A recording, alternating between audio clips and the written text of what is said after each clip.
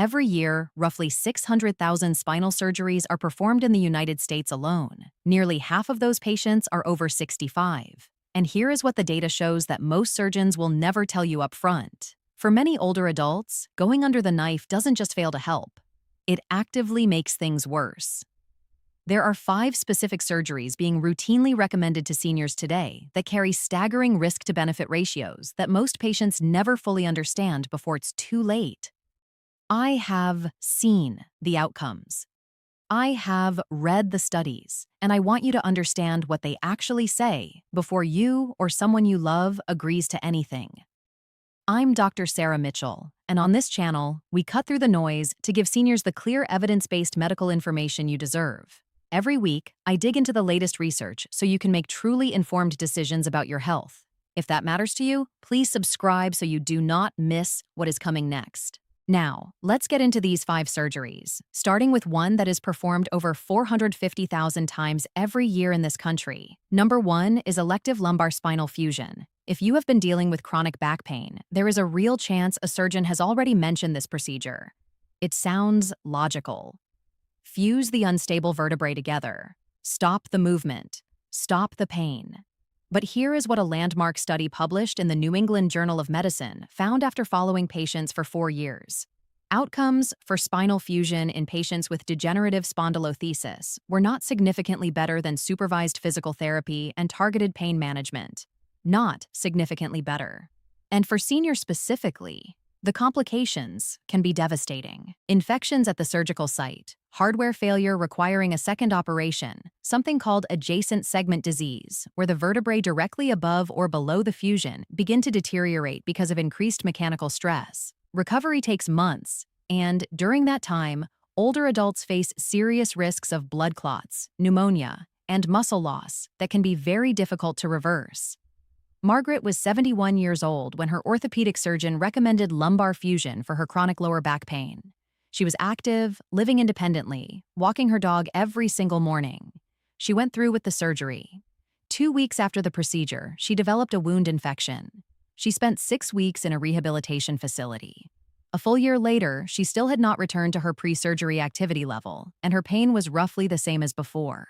Her surgeon called it an unfortunate outcome. What nobody told Margaret before the procedure was that she could have started with 12 weeks of targeted physical therapy. The research shows outcomes are often comparable without a single incision. Before I continue, I want to ask you something directly. Have you or someone in your family ever been recommended for spinal surgery? Drop a comment below and tell me what you were told. I read every single comment, and your experience might protect someone else from making a decision they will regret.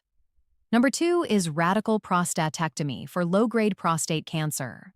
This one is critically important for men over 70. The PROTECT trial, one of the largest randomized studies ever conducted on prostate cancer treatment, tracked over 1,600 men for 15 years following diagnosis. The results were striking.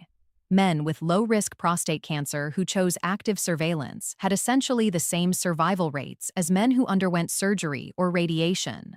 The same. But the men who had surgery, 30% experienced long-term urinary incontinence. 66% reported significant erectile dysfunction. These are not minor inconveniences. These are permanent quality of life changes that affect everything. For a man over 70 with a Gleason score of 6 or lower, this cancer is biologically slow-moving. You are statistically far more likely to die with prostate cancer than from it. That does not mean ignoring the diagnosis. It means monitoring it carefully with regular PSA tests and periodic biopsies, and not rushing toward a surgery that carries serious, often irreversible consequences. Surgery is not always the courageous choice. Sometimes watchful waiting is the more sophisticated evidence-based decision. Any doctor who dismisses active surveillance without walking you through the PROTECT trial data is not giving you the complete picture. Number 3 is open heart surgery for aortic valve replacement when a minimally invasive alternative already exists. Aortic stenosis, the narrowing of the heart's main valve, becomes increasingly common after 65. For decades, cracking the chest open was the only real option. Then came TVR, transcatheter aortic valve replacement, where a new valve is delivered through a catheter inserted into an artery in the leg. No chest incision. No heart-lung bypass machine. The Partner 3 trial and the Evolute low-risk trial both demonstrated that TVR produced outcomes equivalent to open surgery in intermediate and high-risk patients and in elderly patients with multiple health conditions. TVR clearly outperformed open surgery in 30-day survival and speed of recovery. If your cardiologist recommends open valve replacement without mentioning TVR, ask this question directly. Am I a candidate for the transcatheter approach? For most patients over 70 with aortic stenosis, open surgery in 2024 requires a compelling justification, not a default recommendation. Now, let me pause here, because what I am about to tell you about surgery number 4 surprises nearly everyone who hears it. Number 4 is elective repair of asymptomatic inguinal hernias in older adults. An inguinal hernia is a bulge in the lower abdomen or groin where tissue pushes through a weak spot in the abdominal wall. If yours was found incidentally on a scan or during a routine exam and you have no pain, no discomfort, and no limitation in your daily life, the research now strongly supports watchful waiting over immediate surgery. A study published in the Annals of Surgery followed elderly patients with asymptomatic hernias for 5 years and found that the vast majority did not progress to emergency complications and reported similar quality of life to those who had elective repair. Meanwhile, hernia surgery in a 75-year-old with even mild heart disease or diabetes carries real anesthesia risks, a recovery of 4 to 6 weeks, and a meaningful risk of chronic nerve pain at the surgical site. If your hernia is not bothering you, document it, monitor it with your physician, and, unless it becomes painful, rapidly enlarging, or trapped, there is no urgency to cut. Number 5 is elective colon resection for recurrent uncomplicated diverticulitis. Diverticulitis, the inflammation of small pouches in the colon wall, affects roughly 1/3 of adults over 60.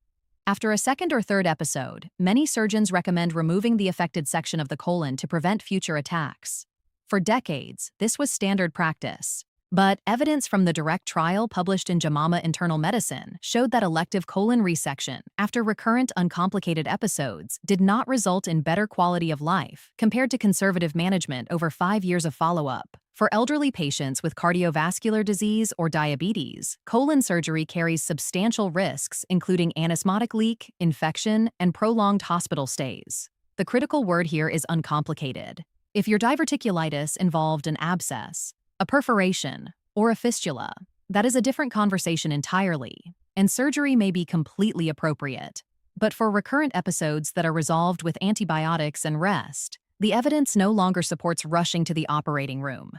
Here is exactly what I want you to do before agreeing to any elective surgery. Ask your physician 3 specific questions. First, what does the published research show for patients my age with my particular health conditions? Not patients in general, patients like me. Second, what is the evidence for non-surgical management? And how seriously and how long have we actually tried it? Physical therapy, medication, watchful waiting, lifestyle changes. Have we genuinely exhausted those options first? Third, can I get a second opinion from a specialist at an academic medical center? A surgeon at a community hospital may have very different incentives and patient volumes than a specialist at a university hospital. A second opinion is not an insult to your doctor. It is your right as a patient, and it is the medically responsible thing to do. Keep copies of your imaging results and lab reports together in a folder. Bring a trusted family member to surgical consultations when you can. Someone else listening catches information you might miss when you are anxious or overwhelmed. And do not let anyone rush you. Urgency around elective surgery is almost always a warning sign. Genuine surgical emergencies are unmistakable. If someone is pushing you toward the operating room faster than you are comfortable with, it is entirely appropriate to slow down, ask for time, and get more information. Please consult your own physician before making any changes to your care plan. Everything discussed here is based on published medical research and is intended for educational purposes, not as a substitute for personalized medical advice. If this video made you stop and think before signing a surgical consent form, comment below right now. Type reviewing my options if you plan to ask these questions before any future procedure. Type sharing if you are sending this to a parent, spouse, or friend who needs to hear it. Or just tell me which surgery on this list surprised you most.